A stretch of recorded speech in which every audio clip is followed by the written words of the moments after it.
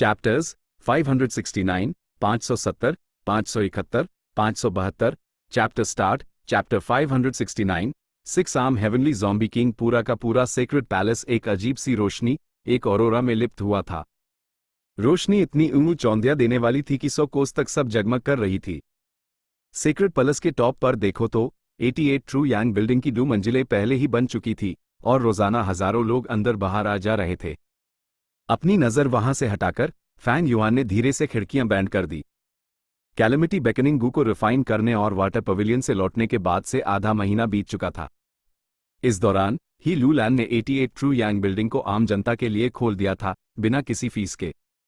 जिसका मन करे वो अंदर जा सकता था। 88 ट्रू यांग बिल्डिंग, जायंट सन इमॉर्टल वेनरेबल की विरासत, इसका अट्रैक्शन सभी गू मास्टर्स के लिए जबरदस्त था। जायंट सन के ब्लड लाइन वाले अनेकों गू मास्टर्स पानी के सैलाब की तरह अंदर घुस रहे थे।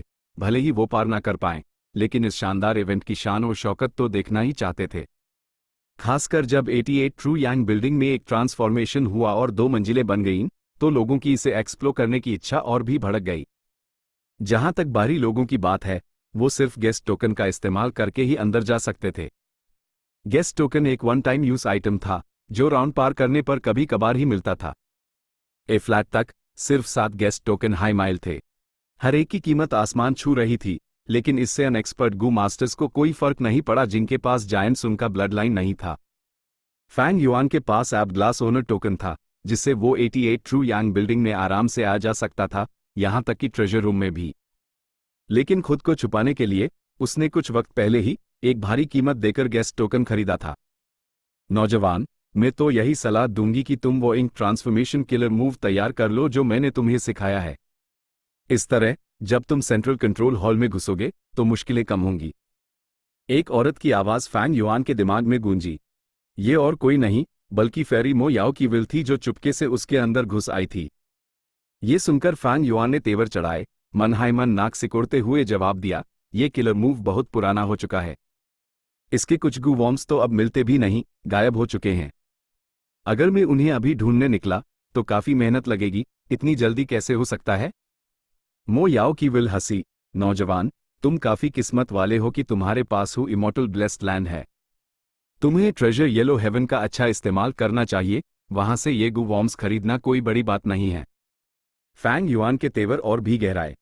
उसने कोड को डिसाइफर करके दी क्यू इनहेरिटेंस हासिल कर लिया था, यहां तक कि कैलेमिटी बेकनिंग गू को भी सफलता से रिफाइन कर लिया था। लेकिन उसके साथ एक बहुत बड़ी प्रॉब्लम भी आ गई थी, जिसका नाम था मो याओ की विल। मो याओ की विल अब उसके दिमाग में छिपी बैठी थी, जो एक बहुत बड़ा खतरा था। जब भी फैंग युआन सोचता, उसके दिमाग में थॉट्स पैदा होते। मो याओ की विल उन थॉट्स को पढ़ सकती थी और फैंग युआन के सारे राज जान सकती थी। आधे महीने में उसने उसके कई राज जान लिए थे, जिसमें वो इमॉर्टल ब्लेस्ड लैंड भी शामिल था। फिलहाल फैंग युआन सिर्फ स्पेस थॉट गू का इस्तेमाल करके ही सोच सकता था। स्पेस थॉट गू को मेन कंपोनेंट बनाकर और दूसरे गू वॉर्म्स की मदद से जो थॉट्स बनते थी उनमें स्पेस की पावर होती थी। मो याओ की विल उन्हें पकड़ तो लेती थी, लेकिन पढ़ नहीं पाती थी। लेकिन ऐसी सिचुएशन सिर्फ टेम्पररी थी। विल का दर्जा थॉट्स से ऊपर था।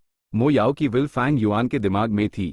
इन स्पेस थॉट्स के साथ लंबा वक्त गुजारने के बाद वो उनसे फैमिलियर हो जाएगी और ये डिफेंस लाइन भी उस रोक नहीं पाएगी। नौजवान, तुम उम्र में तो छोटे हो, लेकिन तुम्हारे राज बहुत बड़े हैं। ही, सच में काफी इंटरेस्टिंग है। मो याओ की विल हवा में तैर रही थी, ऊपर नीचे होते हुए। वो अपना मुंह ढक कर हंसी। उसकी ईन में पानी था और उसका पोस्चर काफी अलूरिंग था। वो सच में स्पिरिट एफिनिटी हाउस की पिछली जनरेशन की फेरी थी। फैंग युआन के साथ कुछ वक्त रहने के बाद वो और एक्टिव हो गई थी और उसकी क्यूरियोसिटी भी बढ़ गई थी। लोगों के राज जानने की उसकी फितरत सामने आ रही थी। स्पिरिट एफिनिटी हाउस की हर जनरेशन की फेरी स्क्रीम ऑफ द क्रॉप होती थी, हजारों में एक। वो टैलेंटेड और खूबसूरत, एक पवित्र कमल की तरह साफ और एलिगेंट होती थी। लेकिन मो याओ अलग थी। उसकी काली ईल में कुछ चालाकी थी। अगर वो डिमोनिक पाथ में होती तो वो जरूर एक डीमिनस होती। उसने एक इल्यूजन से बना रोब पहना हुआ था, जो उसके जिस्म को ढकने के साथ साथ उसके कर्व्स भी दिखा रहा था। उसने बबल जैसे थॉट्स को देखते हुए उनमें से एक को पकड़ा। फिर उसने जोर लगाया और पॉप की आवाज के साथ वो थॉट कुछ जोर से फट गया। लेकिन उस कुछ हासिल नहीं हुआ, क्योंकि इस थॉट का कंटेंट 2 शब्दों का था, खाना खाना। उसने हल्की सांस ली, उसके खूबसूरत होठ एक आकर्षक एंगल में मुड़ गए। नौजवान, तुम बिल्कुल भी क्यूट नहीं हो। जब भी तुम किसी चीज के बारे में सोचते हो, तुम इंपॉर्टेंट पॉइंट्स को छुपाने के लिए हर तरह के फालतू थॉट्स बना लेते हो। क्या तुम्हें पता है कि इससे, दरअसल, इस बड़ी बहन की क्यूरियोसिटी और भी बढ़ जाएगी? HMPH, अपनी उम्र देखी है? और खुद को बड़ी बहन बुला रही हो? फैंग युआन ने नाक सिकोड़ते हुए धमकी दी। तुम मर चुकी हो, तुम्हें शांति से आराम करना चाहिए। ये मत सोचना कि तुम मेरे दिमाग में हो तो मैं तुम्हारा कुछ नहीं बिगाड़ सकता। क्या पता, अगले हाईपैल में तुम्हारी इस विल को खत्म कर दूं। ही, कितना डरावना है। मो याओ ने अपनी भरी छाती पर हाथ फेरते हुए बेपरवाह होकर हंसा।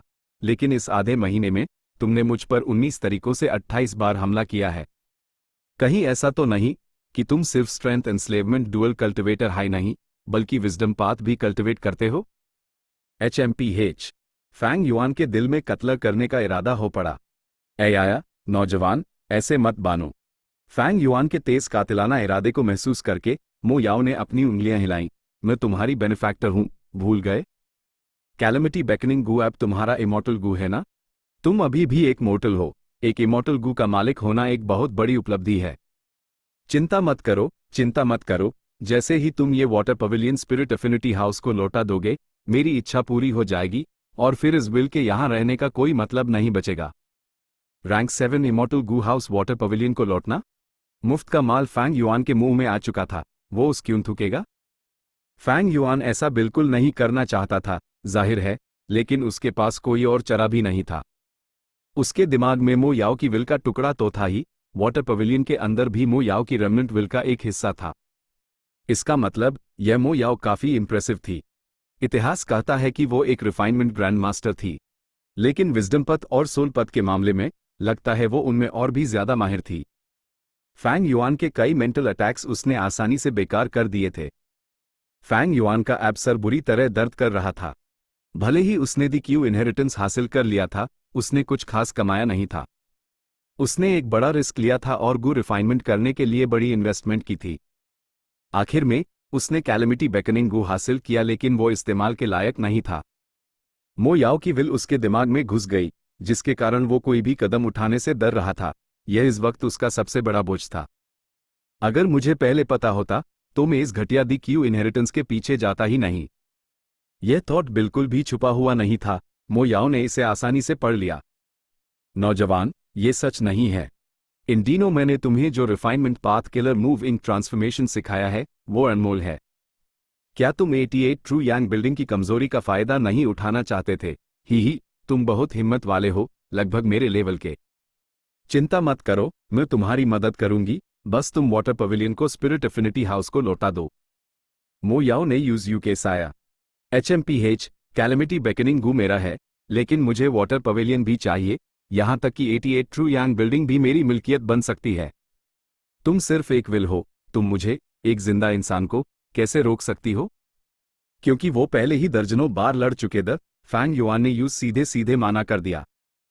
लेकिन इस बार मो याओ ने उसका मजाक नहीं उड़ाया। उसकी निगाहें चमक रही थी जैसे उस कुछ याद आ गया हो। उसका एक्सप्रेशन अकेला था जब उसने गहरी सांस ली। साई, क्या सभी मर्द ऐसे ही होते हैं? भले ही उन्होंने कुछ गलत किया हो, वो इतने कॉन्फिडेंस से बिहेव करेंगे, अपने विश्वास पर अटल रहेंगे कि वो सही हैं। इस दुनिया में गलत क्या है? कौन सही है, कौन गलत? हर किसी के जीने का तरीका बस अलग होता है।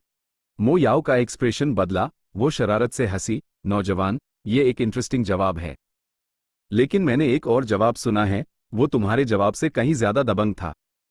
उसने कहा था, इस दुनिया में मैं जो भी सोचता या करता हूं, वही सही है। जो मुझसे अलग सोचते हैं, वो गलत हैं।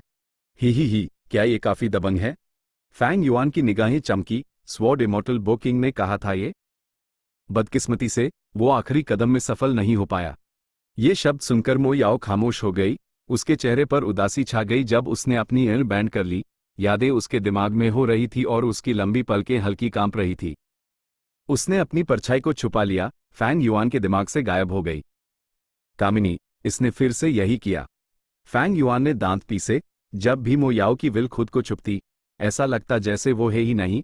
फैंग युआन चाहे जितनी भी कोशिश कर ले, उसकी परछाई तक नहीं दिखती। सोल पाथ और विजडम पथ में मो याओ की अटेनमेंट फैंग युआन से बहुत ज्यादा थी। इसके कारण वो उसके दिमाग में आजादी से घूम सकती थी। लेकिन इस बार वो खाली हाथ नहीं जाने वाला था। अपने दिमाग में उसने मो याओ की विल का एक थॉट ढूंढ लिया। इसके कंटेंट ने फैंग युआन का दिल दहला दिया। ये एक किलर मूव था जिसका नाम था 6 arm heavenly zombie king. Fang Yuan strength और एनस्लेवमेंट पाथ्स को जोड़ने का तरीका ढूंढने की कोशिश कर रहा था। उसने काफी सोचा और एक शुरुआती नतीजा निकला। ये उसका स्ट्रेंथ पाथ किलर मूव था, 4 आर्म अर्थ किंग। इस मूव का इस्तेमाल करके उसने इंपीरियल कोर्ट कॉन्टेस्ट की आखिरी लड़ाई में खून की होली खेली, मा ट्राइब की सेना को हराया और ही लू लन को इंपीरियल कोर्ट ब्लेसड लैंड में धकेल दिया। लेकिन 4 आर्म अर्थ किंग सिर्फ एक अचानक बनाया गया किलर मूव था। यह कामियों से भरा हुआ था और फैंग युआन के इसे इंप्रूव करने के बाद यह killer move 4 arm wind king बन गया। उसके बाद उसने 88 ट्रू यांग बिल्डिंग के ट्रेजर रूम में एक इंपॉर्टेंट बोरो स्ट्रेंथ गू ढूंढा, जिससे killer move 4 arm wind king को एक बड़ा इंप्रूवमेंट मिला। जब मो याओ की विल उसके दिमाग में आई तो उसने जानबूझकर अपने कुछ राज उसके सामने खोले। उनमें ये किलर मूव भी था और साथ ही इस मूव को इंप्रूव करने के उसके थॉट्स भी थे। फंटास्टिक, फैंग युआन ने तारीफ की। उसके फाउंडेशन और फेरी मो याओ की अटेनमेंट के साथ 6 आर्म हेवनली ज़ॉम्बी किंग एक किलर मूव था जो परफेक्शन के करीब था। यह बोरो स्ट्रेंथ गू को कोर बनाकर 6 तरह के फ्लाइंग ज़ॉम्बी गू को सप्लीमेंट के तौर पर और 36 दूसरे गू वॉर्म्स को यूज करके डिजाइन किया गया था। इसका स्ट्रक्चर इतना कमाल का और स्पेशलाइज्ड था कि फैंग युआन भी हैरान रह गया। लेकिन मैं 5 ग्रेट फ्लाइंग ज़ॉम्बी गू के बारे में जानता हूं, पर इस किलर मूव के लिए 6ठे फ्लाइंग ज़ॉम्बी गू की जरूरत है। ये कौन सा गू है? थॉट में जो किलर मूव था वो पूरा नहीं था, उसमें अभी भी आखिरी जरूरी कदम बाकी था। Chapter 570 compromise. अंधेरे गुप्त कमरे में चंदन की हल्की हल्की सुकून देने वाली खुशबू फैली हुई थी। फैंग युआन गद्दी पर बैठा था, उसके हाथ में एक ईस्ट विंडो गू था। यह गू इंफॉर्मेशन पाथ का था, रैंक 4 और एक लेडीबग जैसा दिखता था। उसकी पीठ पर लगे आर्मर स्क्वायर जैसे खिड़की के पैनल्स, जिसे खास तौर पर जरूरी इंफॉर्मेशन स्टोर करने के लिए इस्तेमाल किया जाता था। ये गू फैंग युआन ने जानबूझकर ट्रेजर येलो हेवन से खरीदा था। इसका कंटेंट विल्स के बारे में था। जब से मो याओ की विल उसके दिमाग में आई थी, फैंग युआन इस बारे में इंफॉर्मेशन खरीद और इकट्ठा कर रहा था। उसने कई इमॉर्टल एसेंस स्टोन्स खर्च किए थे। यह ईस्ट विंडो गू पहला नहीं था। काफी देर बाद फैंग युआन ने धीरे से अपनी आंखें खोली। उसकी निगाहें पानी की तरह साफ थी। इतनी कीमती इंफॉर्मेशन पढ़ने के बाद यूज विल्स के बारे में गहरी समझ हो गई थी। सोच, इच्छा, भावना, थॉट, विल, इमोशन, तीनों एक हाई शाखा से पहले डू विजडम पाथ से दी और उनका कई पाथ से गहरा कनेक्शन था। विजडम पाथ जब पहली बार बना था तो ये सिर्फ अनगू मास्टर्स के लिए था जो ज्ञान की तलाश में थे। जब लोग सोचते हैं तो उनके दिमाग में थॉट्स आते हैं। जब ये थॉट्स टकराते, मिलते या एक दूसरे को कैंसिल करते हैं तो नए थॉट्स बनते हैं। यही सोचने का प्रोसेस होता है। इन थॉट्स को अलग अलग कैटेगरीज में बांटा गया था। वो सब अलग थे और उनकी अपनी खासियत थी। उनमें से सबसे मशहूर था ऑब्सेशन यानी जुनून। जब एक गू इमॉर्टल मरता है तो उसका बचा हुआ जुनून हेवनली पावर के साथ मिलकर ब्लेस्ड लैंड के अंदर लैंड स्पिरिट बनाता है। गू मास्टर्स ने इन थॉट्स का इस्तेमाल करके अनेकों गू वॉर्म्स बनाए, जैसे डांग फैंग यू लियांग का स्टार थॉट गू और फैंग युआन का स्पेस थॉट गू। साथ हाई गू इमॉर्टल्स का आमतौर पर इस्तेमाल होने वाला डिवाइन सेंस गू। कुछ थॉट्स इकट्ठे होकर विल यानी इच्छा बनाते हैं। कहते हैं ना, इच्छा को समझा जा सकता है लेकिन बयान नहीं किया जा सकता। विल को शब्दों में बयान नहीं किया जा सकता। विल का सार लिखी हुई भाषा की सीमाओं से परे था। सिर्फ अपने दिल का इस्तेमाल करके, इंसान की स्पिरिचुअलिटी का इस्तेमाल करके ही इसे महसूस किया जा सकता है।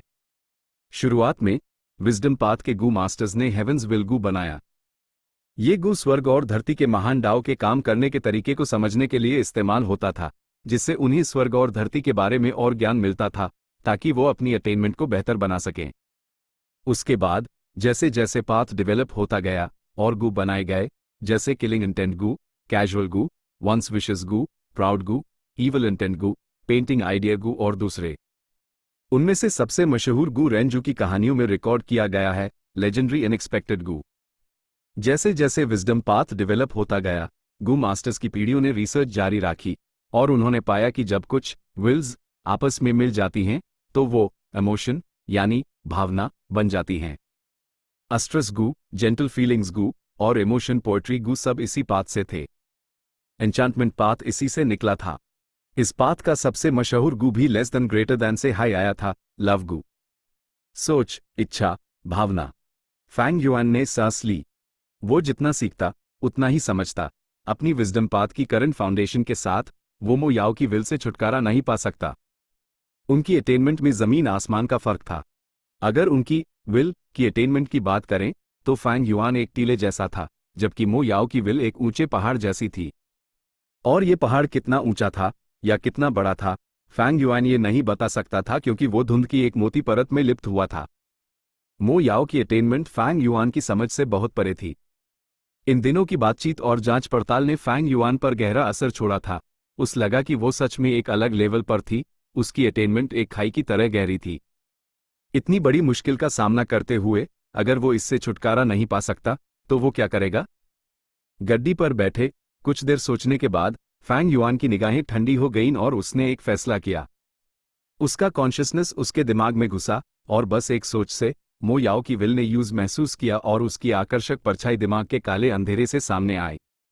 मैं तुम्हारी सलाह मानता हूं, मेन वाटर पवेलियन को स्पिरिट एफिनिटी हाउस को लौटा दूंगा। फैंग युआन ने अपना दूसरा थॉट भेजा। मो याओ की आंख में एक अजीब सी चमक आ गई। यूज उम्मीद नहीं थी कि फैंग युआन इतनी जल्दी कॉम्प्रोमाइज कर लेगा। इन दिनों की उनकी बातचीत के अनुसार वो साफ समझ गई थी कि फैंग युआन यूएस तरह का इंसान था जिसके पास जबरदस्त विल पावर थी। वो बहुत असर्टिव था और उसकी पर्सनैलिटी सख्त और निडर थी। कैरेक्टर हाई किस्मत तय करता है। इस तरह का इंसान या तो एक जीतने वाला बनेगा या एक हीरो। उनकी किस्मत में इंसानों से ऊपर एक इंसान बनना लिखा था, एलिट्स में से भी एलिट। उसने 6 arm heavenly zombie king killer move पीछे छोड़ दिया था, लेकिन उसने कुछ रिजर्वेशंस रखे थे और उस पूरी चीज नहीं दी थी। ये एक चारे से ज्यादा उसके एटीट्यूड का एक इशारा था। वो जानती थी कि फैंग युआन की इंटेलिजेंस के साथ वो समझ जाएगा कि वो क्या कहना चाह रही है। उसने अंदाजा लगाया था कि फैंग युआन लगभग 7 या 8 दिन में उससे नेगोशिएट करने का फैसला करेगा। लेकिन सच तो ये था कि वो एक दिन के बाद ही उससे मिलने आ गया। एक समझदार इंसान हालात के आगे झुक जाता है और एक महान आदमी वही है जो रेजिलिएंट हो। बदकिस्मती से इस दुनिया में ज्यादातर लोग खुद को कुछ ज्यादा ही समझते हैं और अपने घमंड के कारण सर झुकाने से इनकार कर देते हैं। इतिहास में अनेकों एक्सपर्ट्स ने एक कदम पीछे हटकर समझौता करने का लॉजिक जाना, लेकिन ये कहना आसान था और करना मुश्किल। जब उनकी बारी आई तो कितने लोग वो कदम उठा पाए? मो याओ की विल ने गहरी भावना के साथ सांस लेते हुए कहा, वाटर पवेलियन अच्छा है, लेकिन मेरे लिए उतना काम का नहीं। तुम मेरी सिचुएशन जानती हो। अभी हूँ इमॉर्टल ब्लेस्ड लैंड के कारण इमॉर्टल क्रेन सेक्ट ने मुझे अपना मेंबर घोषित कर दिया है। स्पिरिट एफिनिटी हाउस और इमॉर्टल क्रेन सेक्ट दोनों सेंट्रल कॉन्टिनेंट के टॉप 10 सेक्ट्स में से हैं। मेरे लिए उन्हें वाटर पवेलियन लौटना आसान नहीं होगा। फैंग युआन ने कहा, ही। मो याओ की विल हंसी, नौजवान, मैं जानती हूं तुम क्या कहना चाहते हो। चिंता मत करो, तुम मेरे इनहेरिटर हो। कैलेमिटी बेकनिंग गू तुम्हारा है। मेरा तुम्हें नुकसान पहुंचाने का कोई इरादा नहीं है। इमॉर्टल गू हाउस को लौटना एक बहुत बड़ा मामला है। मैं इसके रिस्क को अच्छी तरह समझती हूं। इस मिशन को पूरा करने के लिए तुम्हें कम से कम एक गू इमॉर्टल होना पड़ेगा। मैं तुम्हें गू इमॉर्टल बनाने में पूरी मदद करूंगी और 88 ट्रू यांग बिल्डिंग हासिल करने में भी तुम्हारी हेल्प करूंगी। जहां तक मेरी रिफाइनमेंट अटेनमेंट की बात है, ये इस पर डिपेंड करेगा कि तुम कितना सीख सकते हो। मो याओ ने यह कहते हुए अपना हाथ हिलाया और एक थॉट फैंग युआन के दिल में तैरने लगा। Content killer move 6 arm heavenly zombie king का आखिरी जरूरी हिस्सा था। फैंग युआन ने तुरंत नाखुशी से पूछा, अर्थ चीफ ज़ॉम्बी, तुम सीरियस हो? यह है तुम्हारा तथाकथित छठा फ्लाइंग ज़ॉम्बी गू? अर्थ चीफ ज़ॉम्बी गू, वो इसके बारे में जानता था।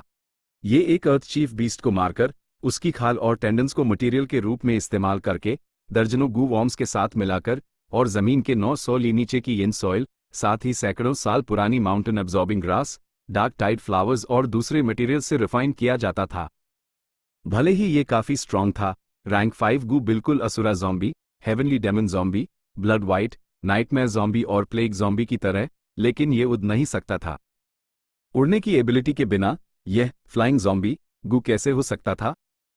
फैंग युआन के शक का सामना करते हुए मो याओ ने घमंड से हंसा, आम अर्थ चीफ ज़ॉम्बी गू से काम नहीं चलेगा। लेकिन ये बड़ी बहन है कौन? ही, मैंने रेसिपी को कप का मॉडिफाई कर दिया है। और एक नया अर्थ चीफ ज़ॉम्बी गू रिफाइन किया है। जब एक गू मास्टर इसे उस करके अर्थ चीफ ज़ॉम्बी बनता है तो बिना पंखों के भी वो नेचुरल मैग्नेटिक फील्ड का इस्तेमाल करके हवा में उड़ सकता है और अपनी मर्जी से फ्लाई कर सकता है। ये कहते हुए उसने एक और थॉट भेजा, यह मॉडिफाइड अर्थ चीफ ज़ॉम्बी गू की रेसिपी थी। फैंग युआन ने यूज देखा और उसकी ऊनी चमक उठी। मो याओ ने हिम्मत से इस गू रेसिपी में कई नए मटेरियल्स डाले उनमें से original magnetic essence main ingredient था। यही इस गू के मॉडिफिकेशन का सबसे इंपॉर्टेंट एलिमेंट था। फैंग युआन ने इसके बारे में सोचा और अपने 500 साल के एक्सपीरियंस से वो जानता था कि ये गू रेसिपी इस्तेमाल की जा सकती है, वो तारीफ करने से खुद को रोक नहीं पाया। मो याओ की विल उसके दिमाग में थी। वो स्मगली हंसी, नौजवान, तुम्हें सच में चीजों की परख है। बुरा नहीं, तुम में रिफाइनमेंट का थोड़ा टैलेंट है, लेकिन तुम्हें सावधान रहना होगा। ये किलर मूव सिर्फ यूएनएचआई चीजों के आधार पर बनाया गया है जो तुमने मुझे दी। मेरी सलाह होगी कि तुम इसे खुद पर ट्री करने से पहले कुछ लोगों पर टेस्ट कर लो। फैंग युआन ने सर हिलाया। Killer move 6 arm heavenly zombie king में जबरदस्त पावर थी। यह 4 आर्म अर्थ किंग और 4 आर्म विंड किंग से लगभग 10 गुना ज्यादा स्ट्रांग था। क्योंकि ये इतना पावरफुल था, अगर ये फेल हो जाता तो इसका बैकलैश भी उतना हाई पावरफुल होता। फैंग युआन 4 आर्म अर्थ किंग को पहले खुद पर टेस्ट कर सकता था क्योंकि रिस्क ज्यादा नहीं थे, वो उन्हें से सकता था। लेकिन ये 6 आर्म हेवनली ज़ॉम्बी किंग एक अलग ही कहानी थी। तीसरी मंजिल बन गई है। सेक्रेट पैलेस में हर तरफ से खुशी की आवाजें गूंज रही थी। रेनबो कलर की ऑरोरा अभी भी हमेशा की तरह घनी थी। वक्त के साथ 88 ट्रू यांग बिल्डिंग और भी तेजी से बन रही थी, खासकर नई बनी तीसरी मंजिल। इसने सबकी इसे एक्सप्लोर करने की चाहत को जंगल की आग की तरह भड़का दिया था। 88 ट्रू यांग बिल्डिंग के हर फ्लोर में 100 राउंड्स होते थे। शुरुआती राउंड्स आसान थे, लेकिन जैसे जैसे वो आगे बढ़ते वो मुश्किल होते जाते और रिवॉर्ड्स भी बड़े होते जाते। ज्यादातर गू मास्टर्स के पास आखिरी राउंड से निपटने की स्ट्रेंथ नहीं थी, लेकिन शुरुआती राउंड्स में ऐसे रिवॉर्ड्स द जिंग के लिए वो लड़ने को तैयार थे। गू मास्टर्स का एक ग्रुप, लगभग 1 दर्जन लोग, जल्दी में पैलेस से निकल रहे थे। जब वो सेक्रेट पैलेस के पूर्वी दरवाजे से गुजरने वाले टैब 88 ट्रू यांग बिल्डिंग की तीसरी मंजिल बन गई और ये गू मास्टर्स अपनी जगह पर रुक गए। जिन डोंग ने 88 ट्रू यांग बिल्डिंग को देखा जो सेक्रेट पैलेस की छोटी पर थी। नाक सिकोड़ते हुए ग्रुप में मौजूद मा होंगयो से कहा, तुम हुआंग जिन ट्राइब के गू मास्टर्स कितने लकी हो। 88 ट्रू यांग बिल्डिंग के अंदर का कोई भी रिवॉर्ड तुम्हें कामयाबी की सीढ़ियां चढ़ा सकता है और अमीर बना सकता है। मा होंगयो शर्मसार होकर हंसा, लीडर सही कह रहे हैं, ही। बदकिस्मती से मेरा ब्लडलाइन उतना अहम नहीं है, मैं 88 ट्रू यांग बिल्डिंग में घुस नहीं सकता, वरन मैं भी अपना विजन बढ़ाने के लिए अंदर जाता। भले हाई हुआंग जिन ट्राइब्समैन जायंट सन इमॉर्टल वेनरेबल के वंशज उन्हें 88 ट्रू यांग बिल्डिंग में एंट्री की गारंटी नहीं थी। अगर उनके पूर्वजों ने बाहरी लोगों से शादी करके ब्लडलाइन को बहुत ज्यादा पतला कर दिया था तो वो रिक्वायरमेंट पूरी नहीं कर पाते थे और अंदर नहीं जा सकते थे। जिन डोंग ने यह सुना और उसके दिल में जलन और कड़वाहट कम हो गई। ग्रुप के दूसरे गू मास्टर्स ने भी मा होंगयो को थोड़ा नरमी से देखा। किसी ने तो मा होंगयो के कंधे पर हाथ रखकर उस सांत्वना दी, तुम सच में बदकिस्मत हो, लेकिन कोई बात नहीं, तुम इस बार हमारे साथ अर्थ चीफ बीस्ट को मारने जाकर अच्छा पैसा कमा सकते हो। हाँ हाँ हाँ, मा होंगयो ने सर हिलाते हुए झुककर माफी मांगते हुए हंसा। उसने इत्तेफाक से मा यिंग जिए को बचाया था। हे ट्राइब ने जबरदस्ती मा ट्राइब पर कब्जा कर लिया। कई घटनाओं के बाद उसने अपना सरनेम बदल लिया और मा होंगयून बन गया। आखिरकार यूज कल्टिवेट करने की इजाजत मिली। अभी वो एक रैंक 1 गू मास्टर था। उसका एप्टीट्यूड ना अच्छा था ना बुरा। बेशक वो 88 ट्रू यांग बिल्डिंग में जा सकता था, लेकिन अपनी स्ट्रेंथ के साथ वहां जाने का कोई मतलब ही नहीं था। सेक्रेट पैलेस में रहते हुए वो रोज हंटिंग ग्रुप्स के साथ मिलकर शिकार पर जा सकता था, जिससे वो अपने रोज के खर्चों को पूरा करने के लिए काफी कमा लेता था और कल्टिवेट करने के लिए प्राइमेवल स्टोन्स जमा कर लेता था। जहां तक उसने जियांग डांग को जो बताया वो चाओ लियान यून का निकलने से पहले दिया गया इंस्ट्रक्शन था। चैप्टर 571 डिजर्व्स डेथ विदाउट पिटी। बूम बूम बूम, धरती कांप उठी। भेड़िए सैलाब की तरह बाहर निकल पड़े। वो बेशुमार थे, जैसे बारिश का पानी, बिना रुके आगे बढ़ते जा रहे थे। हजारों भेड़िए दौड़ रहे थे। भेड़ियों का झुंड अराजक था। हवा भेड़िए थे जो ऐसे दौड़ रहे थे जैसे उड़ रहे हों। पानी भेड़िए अपने बर्फ जैसे सफेद जिस्म के साथ। रात के भेड़िए जो पतले और चलाक कछुए पीठ वाले भेड़िए जो मजबूत और स्थिर और लाल ज्वाला भेड़िए जो आग उगल रहे थे। 100 भेड़ियों का राजा, 1000 भेड़ियों का राजा और लाखों भेड़ियों का राजा सेना का नेतृत्व कर रहे थे। म्यूटेटेड भेड़ियों के साथ वो झुंड में सफर कर रहे थे और बहुत साफ दिखाई दे रहे थे, जैसे कि ब्लड फॉरेस्ट वुल्फ, जिसकी पीठ पर हड्डियों का जंगल था, पहाड़ जितना ऊंचा। शार्क फिन वुल्फ, जिसकी खाल हाथी जैसी थी जबकि वो एम्फिबियस था। फ्रेंजी वुल्फ, जिसकी 3 चांदी ग्रे आंखें थी, जो एक जंग का दीवाना था। इंपीरियल कोर्ट ब्लेस्ड लैंड में हल्के सुनहरे आसमान में नीले भेड़िए हवा में दौड़ रहे थे, गुर्राते हुए एक मजबूत ऑरा दे रहे थे। फैंग युआन एक अजूर मिरियड वुल्फ किंग की पीठ पर बैठा था। तेज हवाएं उसके मजबूत और अटल चेहरे पर कोई असर नहीं डाल पा रही थी। उसकी ऊँग खाई की तरह गहरी थी। वो नीचे देख रहा था और उसके विचार अनुमान से परे थे। भले ही जब वो पहली बार इंपीरियल कोर्ट ब्लेस्ड लैंड में घुसा था तो भेड़िए बिखर गए थे।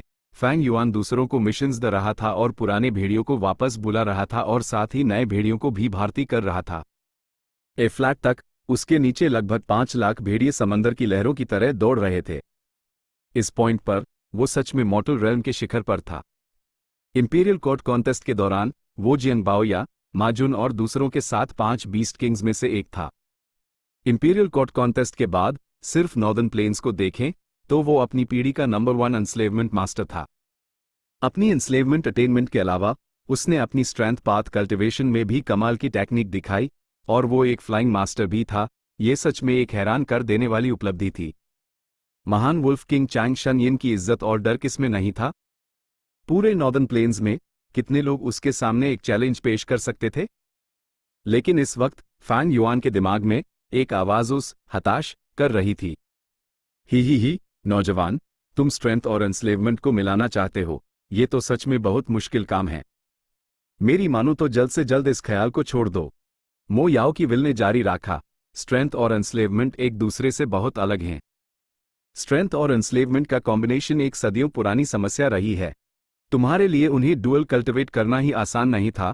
तुम अभी उन्हें क्यों नहीं बदल देते जबकि अभी भी वक्त है? इतना बेमतलब और परेशानी वाला काम करने की कोई जरूरत नहीं है। मैं अपने दिनों में इससे गुजर चुकी हूं। तुम्हें ये जानना होगा, गू मास्टर बनने के अनेकों रास्ते और तरीके हैं। हमारी ताकत इस पर निर्भर नहीं करती कि हम कितने पाथ्स पर हैं, बल्कि हमारी अटेनमेंट की गहराई पर निर्भर करती है। मो याओ ने यूं सब्र से समझाया, लेकिन फैंग युआन ने हंसी में उड़ा दिया, घमंड से माना करते हुए। परेशानियां हाल करने के लिए ही होती हैं, इसमें डरने की क्या बात है? एंस्लेवमेंट स्ट्रेंथ डुअल कल्टिवेशन एक पुरानी समस्या है। वो इसलिए क्योंकि उन दिनों में मैं पैदा नहीं हुआ था। एक दिन मैं इस दुनिया को अपनी मुट्ठी में कर लूंगा। मेरा नाम इतिहास में लिखा जाएगा, बिल्कुल star constellation, red lotus, paradise earth और दूसरों की तरह। Star constellation, red lotus, paradise earth सभी रैंक 9 वेनरेबल्स थे। मानव जाति के लंबे इतिहास में समय की नदी अनंत बहती रही, लेकिन पूरे युगों में उनमें से सिर्फ 10 हाई थे। फैंग युआन एक मोर्टल था, लेकिन वो ऐसा इंसान बनने का लक्ष्य रख रहा था। ये ऐसा था जैसे एक चींटी हाथी बनने की कोशिश कर रही हो। ऐसे ऊंचे अरमान और लहजा, मो याओ की विल भी ये सुनकर लाजवाब हो गई। हाओ, मारो, इन सारे अर्थ चीफ बीस्ट्स को मार डालो। हीलिंग गू मास्टर कहाँ है? कोई जख्मी है, जल्दी आओ और मदद करो। जानवर गुर्रा रहे थे, गू मास्टर्स चिल्ला रहे थे। एक छोटी सी लड़ाई अपने चरम पर पहुंच रही थी। इस छोटे से युद्ध क्षेत्र में जमीन पर गद्देदार, टूटे हुए अंग और हर तरफ खून था। 5 से CHEH गू मास्टर्स अर्थ चीफ बीस्ट किंग को घेरकर एक घमासान युद्ध में लगे हुए थे। उनके चारों तरफ अर्थ चीफ बीस्ट के लाशों का ढेर लगा हुआ था। इन अर्थ चीफ बीस्ट का शरीर इंसानों जैसा और पूंछ सांप जैसी थी। उनका चेहरा चमगादड़ जैसा था और नाक ऊपर की तरफ उठी हुई थी। उनके बड़े कांदी और एक काला शरीर जो मांस के कवच से ढका हुआ था। उनके सीने के चारों तरफ 5 से CHEH मांस के कोडेदार, जो 10 सेंटीमीटर से लेकर मीटर लंबे तक थे। ये कोडे हाथों की तरह थे, सांपों की तरह फर्टीले, जो बड़े जोर से घूमते द अटैक और डिफेंस दोनों के लिए। अर्थ चीफ बीस्ट जमीन के नीचे रहते द, लेकिन वो सिर्फ सतह के पास रहते द, ज्यादा गहराई में नहीं। उनकी बहुत कीमत थी, चाहे उनकी ईड़ हो, खाल हो या पूंछ, वो सब दुर्लभ और कीमती गू रिफाइनमेंट मटेरियल थे। सबसे दुर्लभ उनके मांस के कोडेदार, जितने लंबे उतने बेहतर। CHEH मीटर या उससे लंबे कोडे अक्सर अनमोल होते द, मार्केट में लगभग कोई बेचता नहीं था। अभी नॉर्दर्न प्लेन्स में अर्थ चीफ बीस्ट्स लगभग विलुप्त होने वाले थे, लेकिन इंपीरियल कोर्ट ब्लेस्ड लैंड में वो बड़ी संख्या में रहते द, जैसे कि इस इलाके में चारों तरफ 10,000 ली तक जमीन के नीचे अर्थ चीफ बीस्ट ग्रुप्स रहते थे। पैसा लोगों के दिल को लुभाता है, क्योंकि ये सेक्रेट पलस के पास था। कई गू मास्टर्स अक्सर ग्रुप बनाकर इस जगह शिकार करते थे। ये लड़ने वाला ग्रुप उनमें से एक था। ग्रुप के गू मास्टर्स ने अर्थ चीफ बीस्ट्स का शिकार कई बार किया था। वो काफी अनुभवी थे, लेकिन इस बार उन्हें मुश्किल का सामना करना पड़ा। भले ही उन्होंने एक अर्थ चीफ बीस्ट ग्रुप को आकर्षित किया, उनमें से सिर्फ 100 हाइद जो उनके लिए मैनेजेबल थे। लेकिन बीस्ट किंग कोई आम 100 बीस्ट किंग नहीं था, बल्कि एक बूढ़ा 1000 बीस्ट किंग था।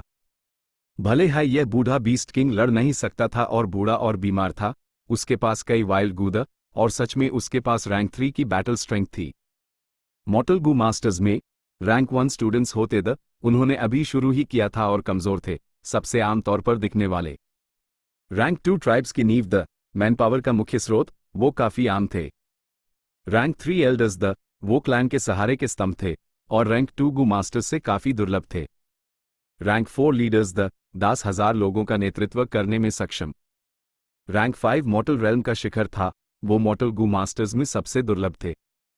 अर्थ चीफ 1000 बीस्ट किंग अपने आप में कोई प्रॉब्लम नहीं था, लेकिन उसके पास जो रैंक 3 की पावर थी वो इस ग्रुप के लिए हैंडल करना बहुत ज्यादा था।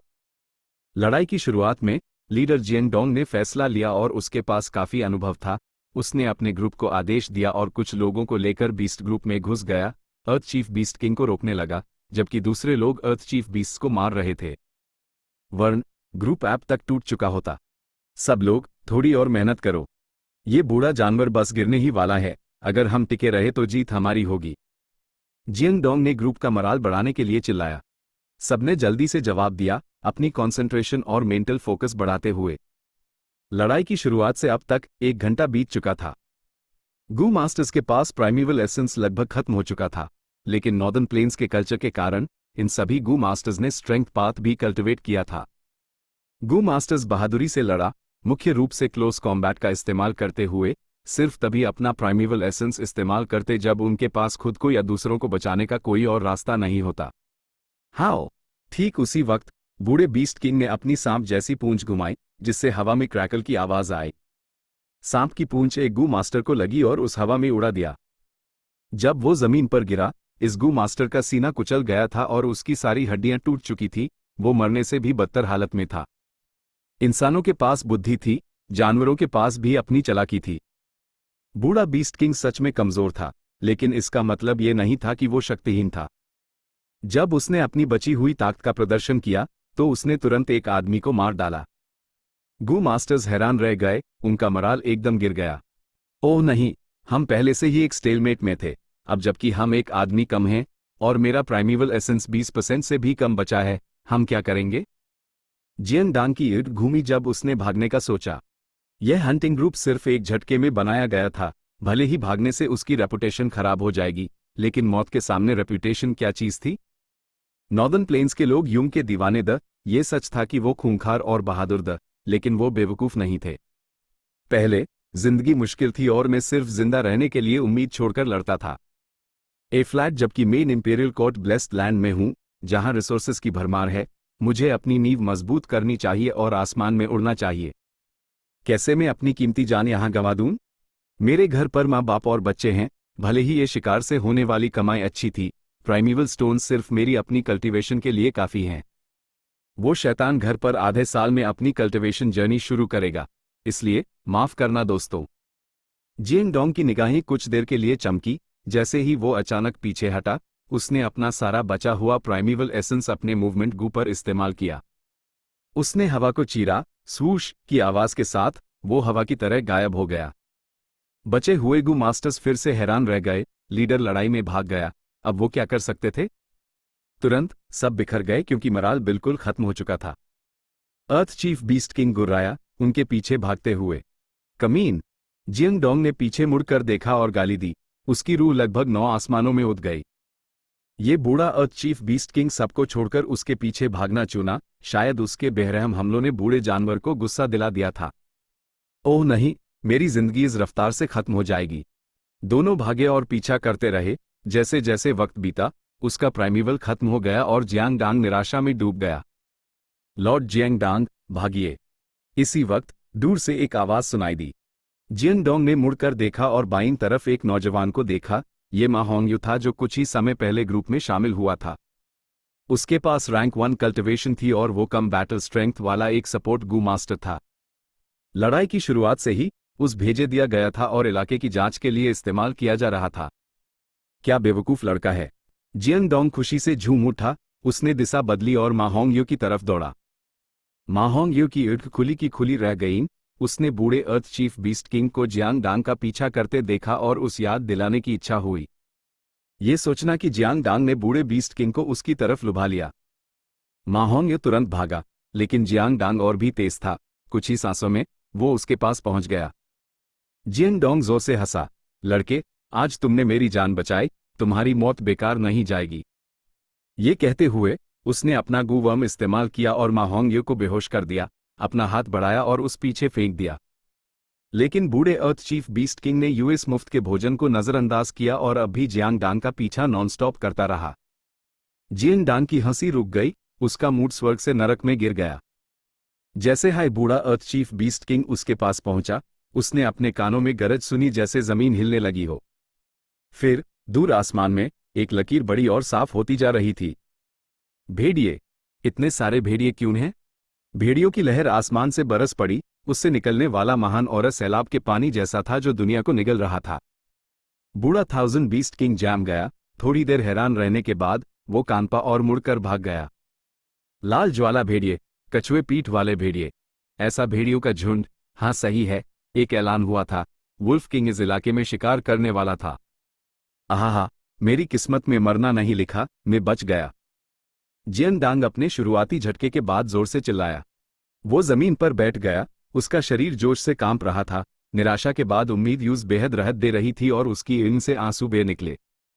लेकिन अगले हाई पैल भेड़ियों की लहर बिना रुके आगे बढ़ी, एक सैलाब की तरह आई और कुछ हाई सेकंड्स में उसके चीथड़े उड़ा दिए।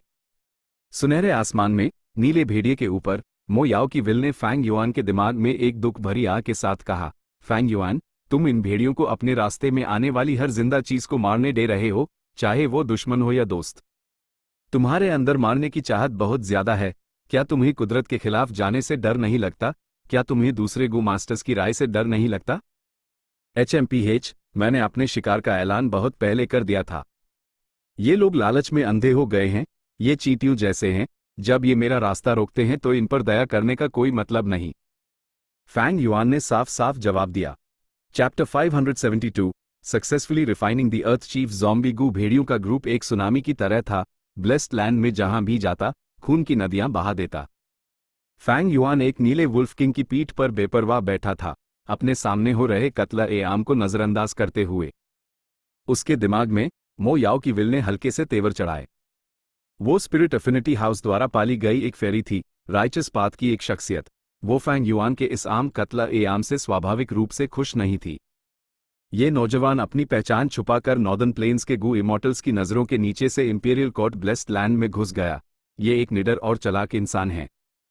उसने मेरी इनहेरिटेंस के सुरागों को भी सुलझा लिया और इमोर्टल गू को रिफाइन कर लिया। वो न सिर्फ किस्मत वाला था बल्कि उसके तरीके भी असाधारण थे। और सबसे जरूरी बात, वो झुकना और सरेंडर करना जानता है। जब उस पता चलता है कि चीजें हमेशा उसके हिसाब से नहीं चल सकती, वो तुरंत समझौता कर लेता है। ये आदमी बेहद चतुर भी है। आखिर यह है कौन? मो याओ की विल इस सवाल के बारे में सोचने से खुद को रोक नहीं पाई। वो अभी अभी वाटर पवेलियन से बाहर आई थी और फैंग युआन के दिमाग में रह रही थी। उसने फैंग युआन के कई विचारों का विश्लेषण किया था और तुरंत उसके कई राज जान लिए थे। लेकिन फैंग युआन का रिस्पॉन्स तेजी से आया और उसने तुरंत बचाव के उपाय किए, जिससे उसकी प्रगति बहुत धीमी हो गई। इसलिए मो याओ की विल ने फैंग युआन के राज तो जाने, लेकिन जो वो जानती थी वो सीमित था। उनमें से कुछ राज वो जो फैंग युआन ने खुद उसके सामने खोले थे। वो अभी तक नहीं जानती थी कि फैंग युआन के पास स्प्रिंग ऑटम सकाडा है, इसलिए उसके पास फैंग युआन का सबसे बड़ा राज, एक ट्रांसमाइग्रेटर होने का, जानने का कोई तरीका नहीं था। ये गू की दुनिया थी। मो याओ पहले ही मर चुकी थी और जो बचा था वो सिर्फ उसकी विल का एक हिस्सा था। गू वॉर्म्स का इस्तेमाल ना कर पाने के कारण मो याओ की विल सिर्फ फैंग युआन की विजडम पाथ में कम अटेनमेंट का फायदा उठा सकती थी। मैं अभी अभी जागी हूं, मुझे नहीं पता कि उसका बैकग्राउंड क्या है। इस नौजवान के पास हैरान कर देने वाली मजबूत विल पावर है और वो बेहद जिद्दी है। मुझे बस अपने वक्त का इंतजार करना चाहिए और उस पहले वाटर पवेलियन को सेक्ट में लौटने के लिए गाइड करना चाहिए। जब हम स्पिरिट एफिनिटी हाउस पहुंच जाएंगे तो यूज अच्छे काम करने के लिए मनाना बहुत देर नहीं होगी। मो याओ की विल ने अपनी में बॉडी की कुछ बुद्धि विरासत में पाई थी और जब उस एहसास हुआ कि कोई भी समझावट बेकार होगी तो वो तुरंत चुप हो गई। कोई विरोध नहीं था। फैंग युआन की अंधेरी और डरावनी निगाहें धीरे धीरे पीछे हटी। उसने वुल्फ की पीठ पर आराम करने के लिए अपनी एनी बैंड कर ली। वो कोई ऐसा नहीं था जो अपनी मर्जी से कत्ल करता हो। आज वुल्फ्स को पूरी ताकत से कत्ल ए आम करने देने का एक कारण था। एक, जमीन के नीचे अर्थ चीफ बीस्ट ग्रुप्स को आकर्षित करना था। अर्थ चीफ बीस्ट एक जंगली जानवर था। खून की गहरी गंध उनकी जंगली प्रकृति को आकर्षित और उत्तेजित करेगी, जिससे वो जमीन से बाहर आने का जोखिम उठाएंगे। दूसरा, इस मैसेकर से बड़ी संख्या में सोल्स पैदा होंगी। इंपीरियल कोर्ट कॉन्टेस्ट की शुरुआत से हाई फैंग युआन सोल्स को इकट्ठा करने के लिए सोल बेरियल टोड का इस्तेमाल कर रहा था। उसके पास डांगहे माउंटेन था, और जब तक डांगहो माउंटेन पूरी तरह से मर नहीं जाता, उसके पास जितनी ज्यादा सोल्स होंगी उसके लिए उतना ही अच्छा था। तीसरा कारण, उसके दिमाग में मो याओ की विल पर निशाना था। वो उससे परखने की कोशिश कर रहा था। जहां तक गु मास्टर्स को मनमाने ढंग से मारने के बुरे परिणामों की बात है, फैंग युआन डरने के बजाय खुश था। ये तो छोड़ो कि उसने पहले ही एक सार्वजनिक घोषणा कर दी थी, जिससे सबको परिणाम साफ हो गए थे। भले ही जनता में हलचल हो और उसके प्रति नफरत और गुस्सा बढ़े, तो क्या? वो मोटल्स के शिखर पर था, मशहूर वुल्फ किंग चैंग शनयन। वो अब कुछ साल पहले का मामूली किरदार नहीं था जिसे सावधानी से काम करना पड़ता था। इस इंपीरियल कोर्ट ब्लेस्ड लैंड में जहां गु इमोटल्स नहीं घुस सकते थे, उसकी एक चीख से अनेकों गु मास्टर्स कांप सकते थे। उसका एक कदम सेक्रेड पलस को हिला सकता था। एक विचार से वुल्फ ग्रुप्स तुरंत खून की नदियां बहा देते। धरती पर एक मशहूर कहावत है, राजनीतिक शक्ति सैनिक शक्ति से आती है। एक मजबूत मुट्ठी हाई पावर है और पावर हाई सच है। लेकिन धरती पर शक्ति जनता में केंद्रित थी। हिंसा और मुट्ठियों के अलावा सच को छुपाने के लिए इंसाफ का इस्तेमाल करना पड़ता था और जनता की भावना के अनुसार समझौता करना पड़ता था। लेकिन यहां व्यक्तिगत शक्ति समूह से बहुत ऊपर थी। जनता की भावना और इंसाफ बहुत कमजोर थे। किसी और की बात छोड़ो, सिर्फ अभी के फैंग युआन का उदाहरण लो। कौन परवाह करता है तुम्हारी घटिया नफरत और रंजिशों की? जो भी आएगा उसको मिटा दिया जाएगा। जो भी उनको नहीं भता, उन्हें बिना किसी परवाह के मारा जा सकता है। सभी जीवनों को नीची नजर से देखते हुए, जनता की भावना को कुचलते हुए, बिना किसी बंधन के और हवा की तरह आजाद। लेकिन फैंग युआन की ग्रेट डाओ की खोज में यूज चींटियों को आमतौर पर मारने में कोई दिलचस्पी नहीं थी। आज का बड़े पैमाने का कत्ल ए आम उसके शानदार लक्ष्य की तरफ एक छोटा सा कदम था। इस ट्रिप के लक्ष्य के बारे में सोचते हुए फैंग युआन ने धीरे धीरे अपनी आंखें खोली। हाओ! एक जानवर की दहाड़ आसमान तक गूंजी। एक टीला दूर से फूल गया और फिर फट गया। मिट्टी और पत्थर चारों तरफ बिखरे और एक 50 फीट ऊंचा अर्थ चीफ मिरियड बीस्ट किंग कूद कर बाहर निकला। फैंग युआन की ईड में एक ठंडी रोशनी चमकी जब उसने हंसी में कहा, तुम ही बनोगे वो। तुरंत उसने वुल्फ ग्रुप को हमला करने का आदेश दिया। अनंत विचार उसके दिमाग में एक अनंत बूंदाबंदी की तरह उड़ रहे थे। अगर कोई ऊंचाई से देखता तो यूज अनेकों वुल्फ्स का एक बेहद शानदार दृश्य दिखता जो एक अनंत लहर की तरह आगे बढ़ रहे थे। जैसे हाई वो अर्थ चीफ मिरियड बीस्ट किंग के पास पहुंचे, वुल्व्स अचानक कई ग्रुप्स में बंट गए जैसे चींटियां हाथी पर चढ़ने की कोशिश कर रही हों। साथ ही नीले वुल्व्स दहाड़े और नीचे उड़े, earth chief myriad beast king के चारों तरफ पक्षियों की तरह चक्कर लगाते हुए। Earth chief myriad beast king wolf group की तरफ कूड़ा और तबाही मचाने लगा। जल्द ही वुल्फ का खून बिखरा और वुल्फ के लाशों से जमीन ढक गई। उसके विशाल पैर अपने पीछे भयानक खून के गड्ढे छोड़ जाते। फैंग युआन आसमान से जंग को देखते हुए मुस्कुरा रहा था। उसके कंट्रोल में वुल्फ ग्रुप्स आगे बढ़े और पीछे हेट, कभी धीरे तो कभी तेजी से। जैसे ही वो लहरों के बाद लहरों में आगे बढ़ते, चींटियों का हाथी को खा जाने वाला सीन बन रहा था। अर्थ चीफ मिरियड बीस्ट किंग बार बार दहाड़ रहा था जबकि वो बहादुरी से चारों तरफ हमला कर रहा था, जिससे वुल्फ ग्रुप्स में बड़ी संख्या में जान माल का नुकसान हुआ। फैंग युआन के दिमाग में मो याओ ने आश्चर्य की एक हल्की आह भरी। फैंग युआन की एंस्लेवमेंट पाथ अटेनमेंट पर थोड़ा हैरान थी। वाह, मुझे उम्मीद नहीं थी कि इस लड़के में इतनी कम उम्र में इतना टैलेंट होगा। इन भेड़ियों को ऐसे कंट्रोल कर रहा है जैसे सांस ले रहा हो, और इतनी आसानी से जैसे वो अपने हाथ हिला रहा हो। उसने एंस्लेवमेंट पाथ के एट्रिशन बैटल की कला में महारत हासिल कर ली है। कमजोर शक्ति से मजबूत से लड़ना, ये मास्टर लेवल की अटेनमेंट है। लेकिन ये सिर्फ एक हल्की सी हैरानी से ज्यादा कुछ नहीं था। मो याओ ने अपनी जिंदगी में बहुत कुछ देखा और अनुभव किया था, और वो कोई आम गू इमॉर्टल नहीं थी, बल्कि स्पिरिट एफिनिटी हाउस की एक पीढ़ी की फेरी थी। उसके हराइजन्स विशाल थी और फैंग युआन जितने जवान मास्टर्स उसकी यादों में कम नहीं थे। लड़ाई कुछ देर चली। अर्थ चीफ मिरियड बीस्ट किंग बार बार दहाड़ रहा था। उसकी एनर्जी वुल्फ ग्रुप्स ने खत्म कर दी थी और अब वो अपनी भयानक शक्ति नहीं दिखा सकता था। बड़ी संख्या में अर्थ चीफ बीस्ट जमीन के नीचे से कूद कर लड़ाई में शामिल हो गए। फैंग युआन बेपरवाही से हंसा, वुल्फ्स को आसानी से आदेश देते हुए, जैसे उसने पहले ही इसकी उम्मीद की थी। इस बड़ी लड़ाई का नतीजा शुरू से ही तय था। एक मिरियड बीस्ट स्केल का अर्थ चीफ बीस्ट ग्रुप उसका मुकाबला कैसे कर सकता था? ऐसी बड़ी लड़ाई 1000 ली की रंगे को कवर करती थी, लेकिन ये फैंग युआन द्वारा चालाकी से दर्जनों सेक्शंस के बैटल सर्कल्स में बांट दी गई थी, कमजोर वुल्फ ग्रुप्स का इस्तेमाल करके घेरने के लिए, और फिर मजबूत और जोशीले म्यूटेटेड बीस्ट्स का इस्तेमाल करके एक तीर का सिर बनाने के लिए जो आगे बढ़ता। बैटल सर्कल्स का पहला सेक्शन वुल्फ ग्रुप ने ले लिया। जैसे ही वो अगले ग्रुप के साथ मिलकर दूसरे सेक्शन को नाश्त करने के लिए तीसरे सेक्शन को, जीत का सिलसिला बढ़ता गया और जीत का पलड़ा फैंग युआन की तरफ और ज्यादा झुकता गया। आखिर में वुल्फ ग्रुप की एनेक्सिंग स्पीड तेजी से बढ़ती गई, जब तक कि उन्होंने अर्थ चीफ मिरियड बीस्ट किंग को मार नहीं डाला। इस लड़के की एंस्लेवमेंट पाथ कल्टिवेशन वकाई आम नहीं है। भले ही उसकी कमांडिंग एबिलिटी शानदार और हिम्मत वाली है, तेज और नर्म दाव पेचों को एक साथ इस्तेमाल करते हुए वो अभी भी ग्रैंड मास्टर लेवल की अटेनमेंट से बहुत दूर है। मो याओ ने मन हाई मन सोचा। गू मास्टर ने पाला, इस्तेमाल किया और रिफाइन किया। चाहे कोई भी पहलू हो, वो सब बहुत गहरे और गहरे थे। गू मास्टर्स शायद वही गू वॉर्म्स इस्तेमाल कर रहे हों, लेकिन कुछ गू मास्टर्स का परफॉर्मेंस बेहद शानदार होता था, इस हद तक कि उसे काला कहा जा सकता था। इन लोगों को मास्टर्स के रूप में जाना जाता था। मास्टर को खोजा जा सकता था लेकिन मांगा नहीं जा सकता था, और सिर्फ रिसोर्सेज इन्वेस्ट करके कल्टिवेट नहीं किया जा सकता था।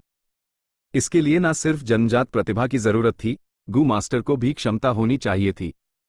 लेकिन मास्टर से ऊपर ग्रैंड मास्टर था।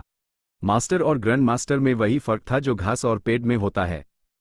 टैलेंट, एप्टीट्यूड और रिसोर्सेज के अलावा ग्रैंड मास्टर अटेनमेंट के लिए सौभाग्य और समझ की भी जरूरत थी। जैसे ही कोई ग्रैंड मास्टर लेवल तक पहुंच जाता, वो अपने फाउंडेशन का इस्तेमाल करके किसी भी पद के बारे में समझ हासिल कर सकता था। वो यिन यांग और स्वर्ग और धरती के बारे में समझ सकता था। वो ब्रह्मांड की गहराइयों के बारे में सीख सकता था। मॉर्टल रेल्म से परे होकर इमॉर्टल्स के बीच इमॉर्टल्स, संतों के बीच संत बन सकता था। मो याओ एक रिफाइनमेंट पाथ ग्रैंड मास्टर थी। भले ही वो मर चुकी थी, उसकी विशाल दृष्टि अभी भी मौजूद थी। उसने अपनी जिंदगी में अनेकों मास्टर्स देखे थे। मुख्य कारण जिससे यूज फैंग युआन की अटेनमेंट प्रभावशाली लगी वो उसकी कम उम्र थी।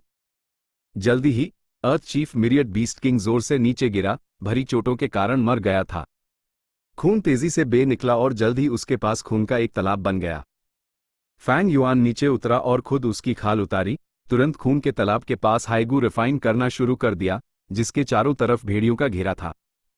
मो याओ के मॉडिफाइड अर्थ चीफ ज़ॉम्बी गू के लिए सबसे ताज़ा मांस की जरूरत थी, जिसमें अर्थ चीफ मिरियड बीस्ट किंग का मांस सबसे अच्छा था, 1000 बीस्ट किंग दूसरा सबसे अच्छा और 100 बीस्ट किंग आखिरी विकल्प था। इसलिए फैंग युआन बड़े पैमाने पर निकला और खुद अर्थ चीफ मिरियड बीस्ट किंग को मारा। गू रिफाइनमेंट 3 दिन और 3 रात तक चला और फिर पूरी तरह से सफल हुआ। फैंग युआन अपने लक्ष्य तक पहुंच गया।